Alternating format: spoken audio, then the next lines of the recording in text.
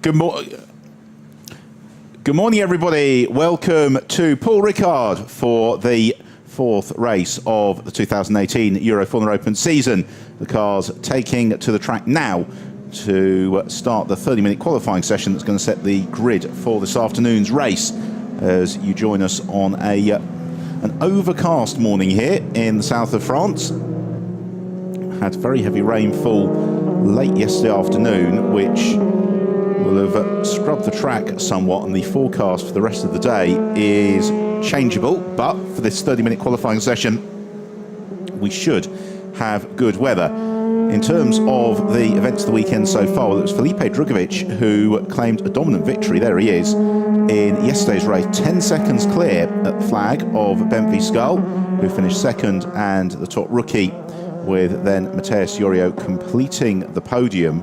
And that was Drugovich's second victory of the season and has given him a fairly handy 28-point advantage in the championship coming into today. His RP Motorsport teammate Michael Benyai, meanwhile, had a somewhat disappointing afternoon as he leaves the pits because he was caught up in a first lap collision. It appeared, although the angle that we had, the instant wasn't brilliant, it appeared as if it was contact with teammate Guilherme Samaya's wheel. Anyway, it was enough to buckle the suspension on Benyai's car and force him into an early retirement. There was some great scrapping, though, all the way throughout the field in yesterday's race. And Aldo Festante, who we watch now into the Courbe du Cygne, was one of those who was in the thick of the action. Yves Baltas, in one of the three Campos racing cars, was an unfortunate race retirement, showing really brightly before he had a collision with Lucas Dunner. Baltas out on the spot, Dunner able to lift the car back around to the pits, but also into retirement. But overall, for the Campos team, it was a slightly trying day. The best of their finishers was Alex Carkozik, who came up to 7th place from the very back of the grid. But Marcus Siebert, the Argentine driver who scored a victory in the second of the races, Nestoril, at the start of the season, was hovering on the fringes of the top 10 for much of the race, unable to make as much progress as he would have hoped. So they've got 30 minutes to play with, and what we'd probably expect to see happening is that they'll use the first half of this session just to make sure that everything's working, that the setups as they'd like, that they're understanding what the track conditions are doing, the sort of tyre pressures they want to be running. They'll then come in, bolt on a fresh set of Michelin slick tyres, and then head back onto the track with about 10 minutes or thereabouts to go. Christian Hahn, one of the three Drivex entries, was in feisty form yesterday. Hahn running in the top 6 for much of the race before being demoted late on, but it was really a very impressive defensive performance from the Brazilian. But it was compatriot Felipe Drugovich who was very much the class act, and in yesterday's qualifying session he took pole position as well by the best part of a second. So he has got, well, the rest of the field has got a fairly big ask on their hands to get any closer to Drugovich. Meanwhile, for the Fortec team, it was a day of mixed emotions. Newcomer to the team, Raul Guzman, finishing on the rookie podium after a tenacious drive throughout the course of the race, whereas the black-helmeted Callum Williams, unfortunately, got caught up in all sorts of bother in the early stage of the race and was forced into an early retirement. Disappointing for Williams because he had qualified brightly and made a good start to the race as well. So the drivers just on their second lap of the session around this 5.8 kilometre long Paul Ricard circuit, which will be playing host to the French Grand Prix in a couple of weeks' time, as Guzman makes his way through the double right-hander at turn 11 before climbing up towards turn 12. This is the final sector of the lap where the drivers confronted by a series of low and mid-speed corners, all of quite a long radius. Really puts a premium on the driver being able to pick the perfect racing line, making sure they've got the balance set up just right before they kick through the tight right-hander that brings them through to the end of the lap. Guzman backs out of the throttle, Callum Williams powers through. The drivers are looking at 1 minute 58 or thereabouts. Is going to be a very, very good time, and therefore Aldo Festante, his first lap at speed of 2 minutes 2, we know there's going to be a fair degree of improvement from there. But because it is a relatively long lap, the drivers do have to make every single lap in the session count, particularly when they do put on the fresh tyres later on in the qualifying period, because they'll probably only get 2 or 3 laps where they can really get that peak qualifying performance out of the Michelin rubber.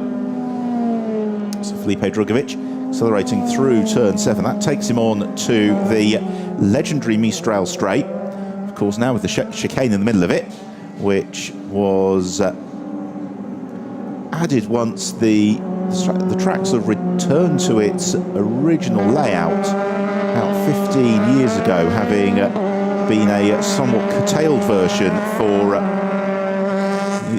the late 80s, early 1990s, but then with the resurrection of the full layout, the chicane being added,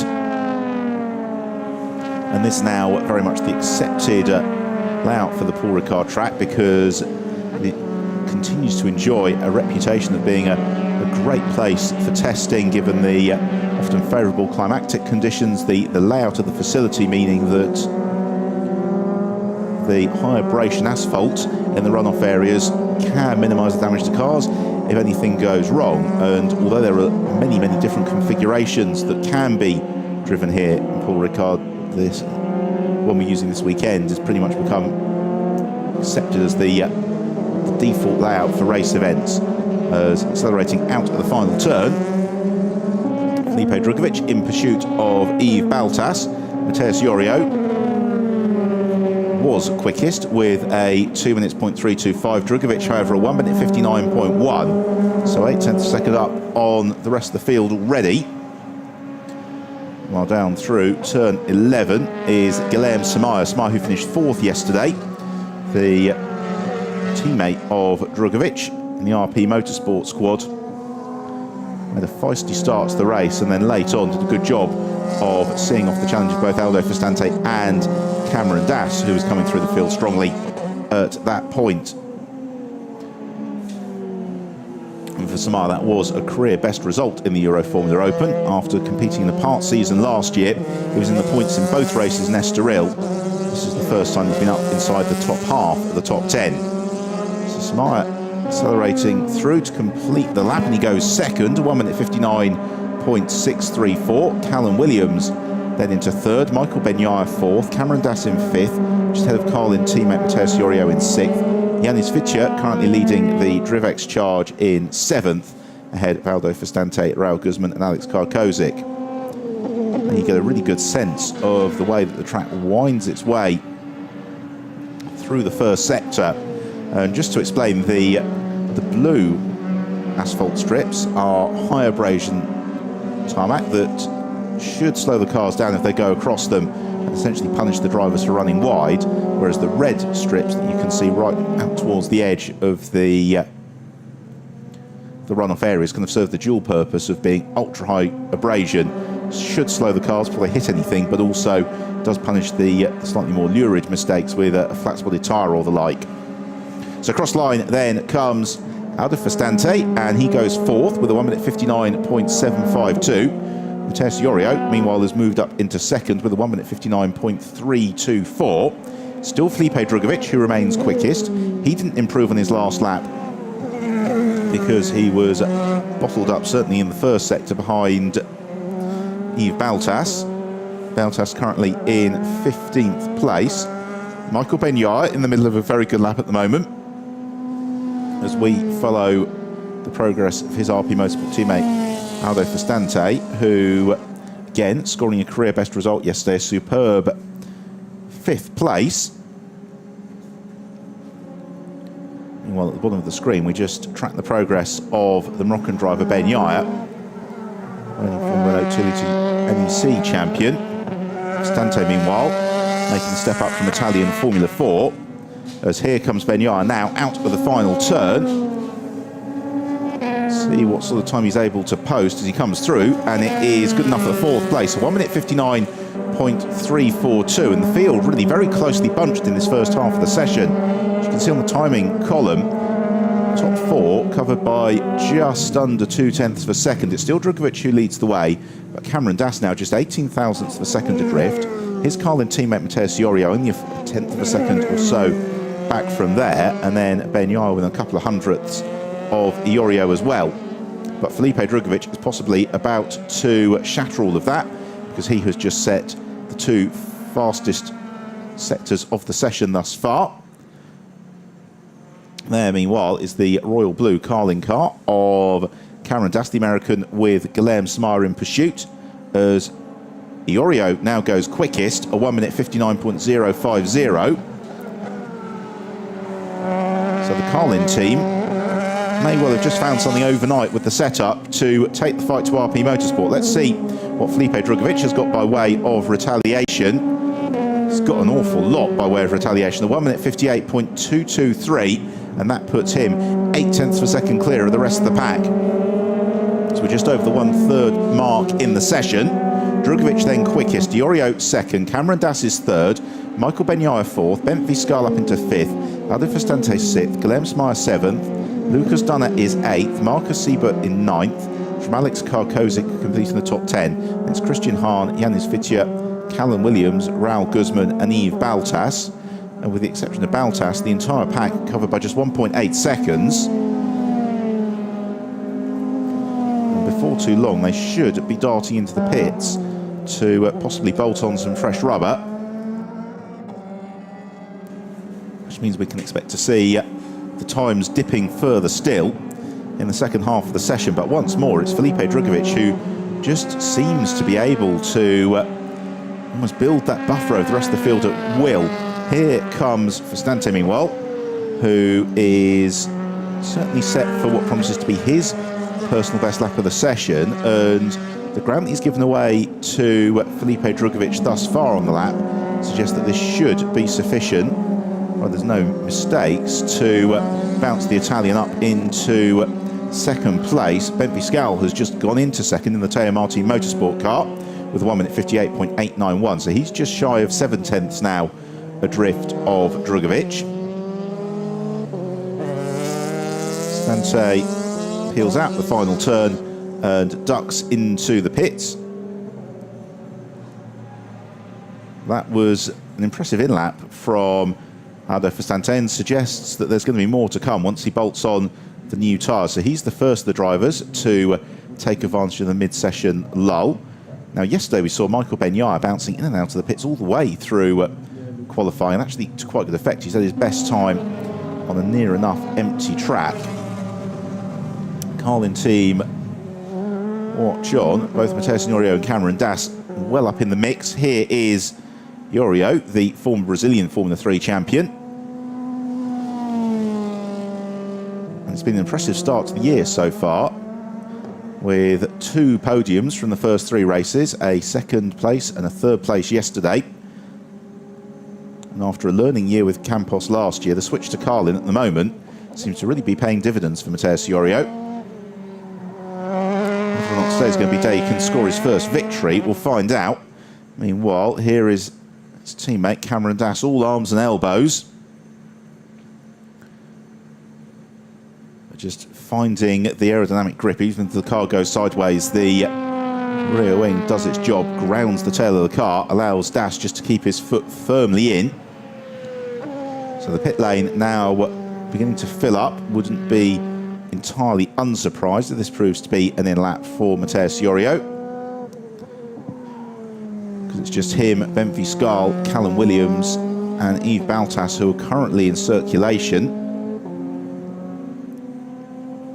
So we approach the halfway point of the session, so it might be somewhat shorter interlude in the pits than we have seen at some circuits, because with a near enough 2-minute lap, it will take them, given it's not particularly warm today, probably 2 laps to go through the heat cycle of the new rubber before they can start pushing. So that's essentially 4.5 minutes, and then they want to leave themselves enough time for 2 or 3 flying laps. So the Teo Martin Motorsport team to work on Viscal's car. Yesterday's result good enough to elevate the Dutchman up to second in the championship, and again, another driver who's had 2 podium finishes already this season. A third place and second place. He's also been unbeaten in the rookie trophy. in the opening 3 races of the year as well. So the entire field into the pit lane, and the team's hard at work changing the tyres, but also then probably plugging the laptops, having a very quick look at the telemetry from the opening stage of the session. What can they do differently? Where can they push a little bit harder? Where were they overcooking it maybe? Well, Raoul Guzman joining the championship this weekend with the Fortec team. He's been racing with them in Formula Renault 2 litre racing and making the transition to just slightly more powerful machinery. Certainly yesterday's race was going well for him. Looks as if there's possibly been some adjustments being made to the rear anti-roll bars on that car, given that the engine covering was off. The Campos team as well, hard at work. They are increased to a 3-car squad this weekend, with Alex Karkozic switching from RP Motorsport, with whom he started the season and competed last year, to Campos for the remainder of the 2018 campaign. And Karkozic, who came on really strong in the second half of last season, will be hoping to click into that form. Certainly yesterday's race, he was absolutely flying from the back of the grid, and the red mist came down, but in a productive way in terms of the way he was able to carve up through the pack. So again, just the new tyres being bolted on. They all run on the control compound Michelin tyre in the Euro Formula Open. Of course, they all have the control engine, and they all run with the lower F312 chassis, so it really does come down to driver setup and driver ability in terms of differentiating factors. We've got Michael Benyaya, who has just exited the pit lane. It's the Drivex team hard at work on the cars of Lucas Dunner and Janis Fitje, as Benyaya again hoping to take advantage of a relatively empty circuit. And the beauty, of course, of the 5.8 kilometre layout here at Paul Ricard is that they do have the opportunity to find a little bit of space for themselves. Michael Benyaya, the Moroccan, had a tricky time in Estoril, a 10th and 13th place for his troubles. Yesterday was a retirement, when a top 5 finish would certainly have been on the cards. So he'll be hoping to once more qualify well up the grid as he heads down the Mistral straight. The pit lane beginning to empty, as we rather suspected. The mid-session interlude being pretty short. Most drivers only staying in the pit lane and static for about 3 minutes or so. Mateus Yorio, Cameron Das, and Javier Fasante all also out onto the track, as is Christian Hahn. But the trick here for Benyaya is to just go through the heat cycle on the Michelin tyre, not be too aggressive with it, but warm it as it needs to be warmed, because that's where he's going to get the peak performance from it. So that means the first lap just gradually building up the pace. Then the next lap will be just shy of qualifying flying lap in terms of pace, and then he'll really be on it for 2 or 3 laps. He's got enough time, though, probably for as many laps as he's able to get the peak performance from the tyre. As he winds his way back towards the start and finish straight, which is where he arrives now, kicks through the tight right-hander. You see his pit board, that'll tell him how much time there is remaining in the session, as he accelerates through and on his way.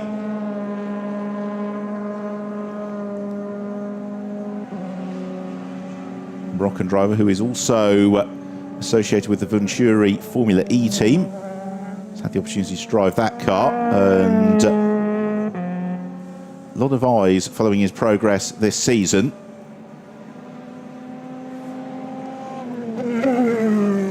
He downshifts through turns 4 and 5. That will then loop him into turn 6. Another long radius right-hander, really has to use the aerodynamic grip, find the traction, and then just get on the full throttle as early as he can out of turn 7 onto the Mistral straight, because 100th of a second later than your rivals, and that's going to really cost you, given it's a well over kilometre run down towards the Courbe du Cygne. So we're approaching the final third of the session. The first half of the qualifying period saw Felipe Drugovic as the pace setter once more from Bentley Scal and Guilherme Samaya. But we're now getting towards the business end of the session. Still a couple of cars poised in the pit lane. Bentley Scal, Alex Karkozic, Raul Guzman and Yves Baltas all still waiting to rejoin the fray. Otherwise, everybody else is out circulating.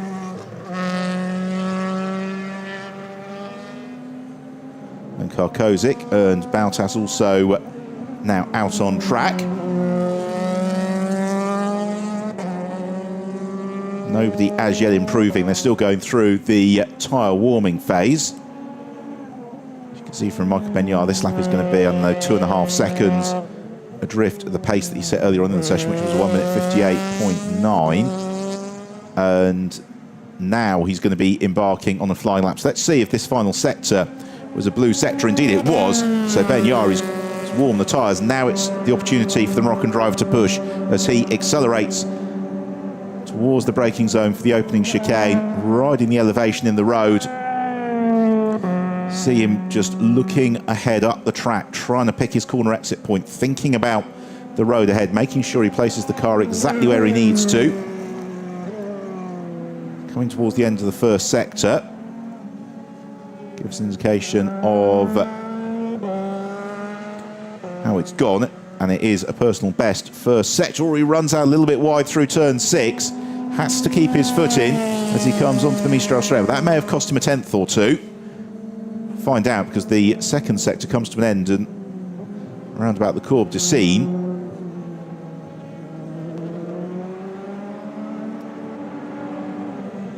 Benyard arrives into the chicane. Looks nice and tidy. The car trying to squirm underneath him, but it does its job.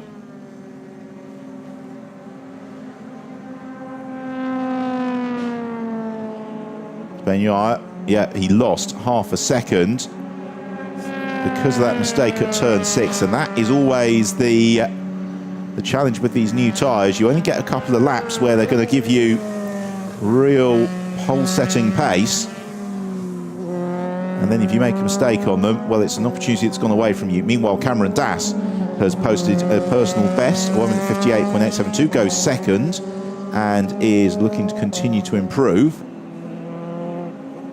Raul Guzman still remains in the pits. Hopefully no issues there for the Mexican. The engine covering was off.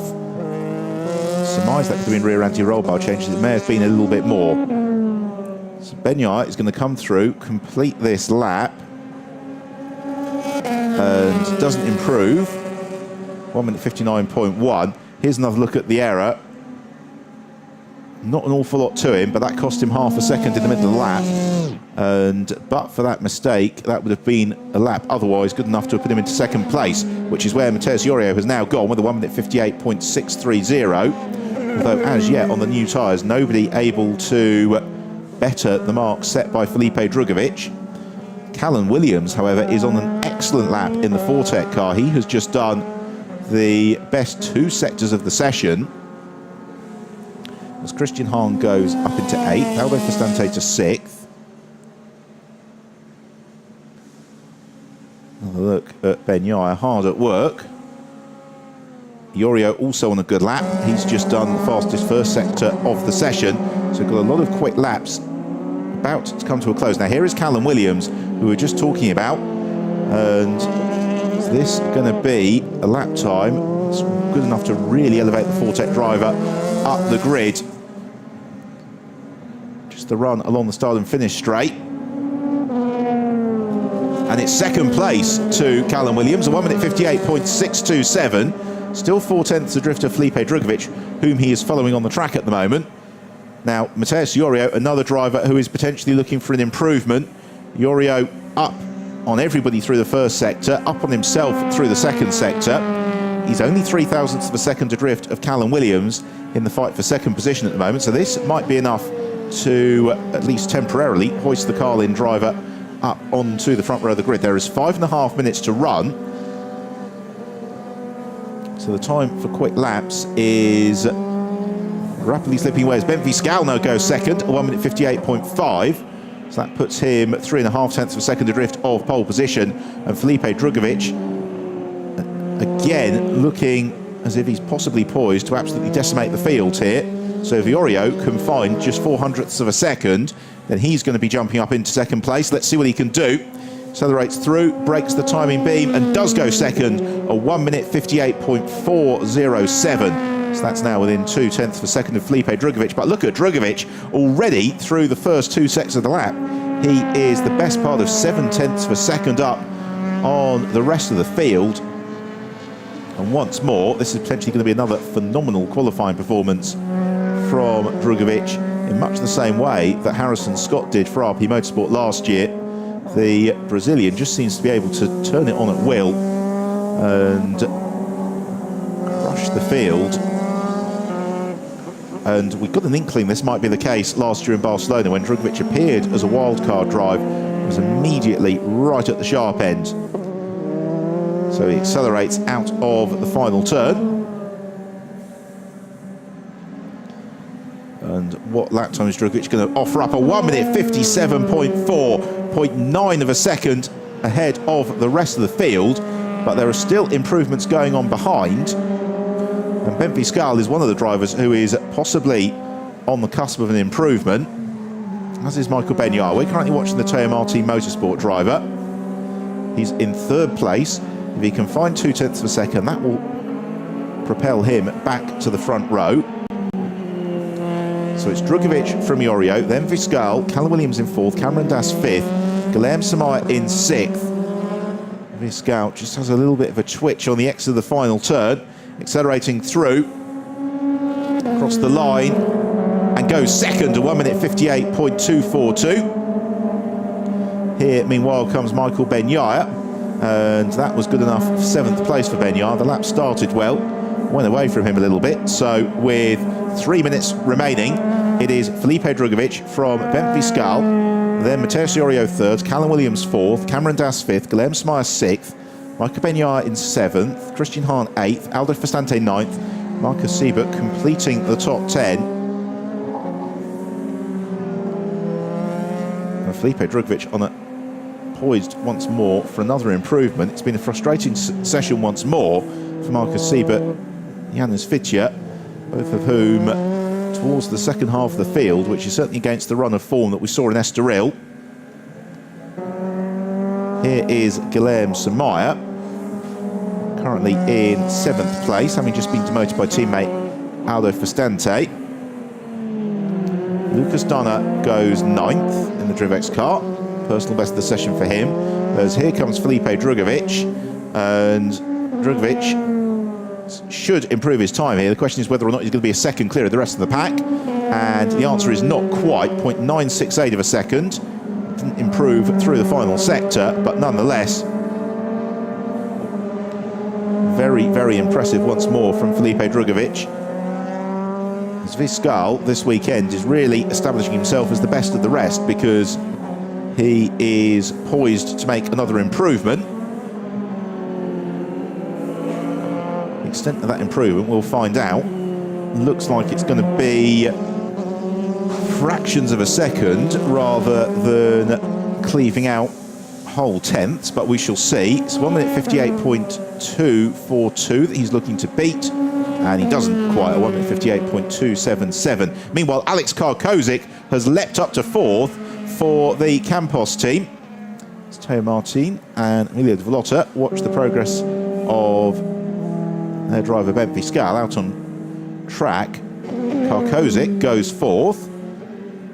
Callum Williams therefore slips to 5th. Felipe Drugovich trying to make a further improvement. There is 50 seconds left in the session. Here's a look at Marcus Siebert going all sideways in the Campos car, and it's been one of those weekends where the Estoril race winner time seems to have been rather chasing it. Well, Drugovich does not need to make an improvement. There might be some improvements to come a little bit lower down the order as Cameron Das goes 4th. So Das, a 1 minute 58.561 to make it an all Carlin second row. I Fastante also found an improved time to go 6th. Callum Williams, the loser in that, he's been shuffled down to 7th as the clock about to tick down to 0. There's still some drivers who might yet make some improvements. And Michael Benyai, potentially one of them. As the checkered flag goes out to bring the session to a close. Guilherme Samaya has just leapt up into 4th place, 1 minute 58.464, and once more, behind Drugovic, it is desperately, desperately close. From 2nd through to 10th, they're all covered by 0.4 of a second, and from 2nd through to 13th, covered by about 0.8 of a second. So very, very fine margins throughout the field. So Raul Guzman takes the checkered flag with a slight improvement to go 14th, 1 minute 59.0 for Guzman. That was Matteo Siorio, possibly not overly delighted with the space that he got given of Benfiskal, and with probably good reason. Iorio was on a good lap up until that point. So Janus Fitja is the only driver who looks like he may well improve his grid position. So he comes through momentarily to complete his final lap of the session. Iorio rolls down the pit lane. Nonetheless, he's going to line up in 3rd place once more. So they've qualified actually in the top 4 places as they finished yesterday.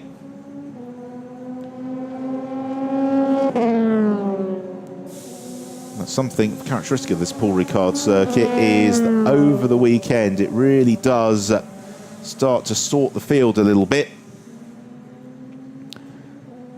So we've got a couple of drivers still circulating, one of whom is Yves Baltas. Meanwhile, Janus Fitja has gone 8th as he took the checkered flag. It appeared as if he was going to be on a good lap, and indeed it was. So Fitja becomes the foremost of the Drivex runners and up into the top 10. Yves Baltas appears to be unlikely to... Well, he's not going to improve because he's already taken the checkered flag, and this is an in-lap. So I think the whole field has pretty much completed their session, and once more, it's another pole for Felipe Drugovic. Let's have a look at it then. Drugovic taking pole just shy of a second clear of Benfiskal, 2nd, and the top rookie Matteo Siorio, and Guilherme Samaya once more looking out the 2nd row of the grid ahead of Cameron Das and Alex Karkozic, well up in 6th for Campos. Ada Fastante in 7th, the 2nd rookie, ahead of Janus Fitja, who left it late to jump into the top 10. Callum Williams getting shuffled late on, but nonetheless a promising top 10 qualifying for the Fortec driver. Marcus Siebert rounding out the 5th row. Then Lucas Dunner and Michael Benyai on row 6, clear of Christian Hahn and Raul Guzman, with Yves Baltas completing the field. So we'll be back at 1:15 Central European time this afternoon for the 4th race of the Euro Full Open season. Until then, it's goodbye from Paul Ricard.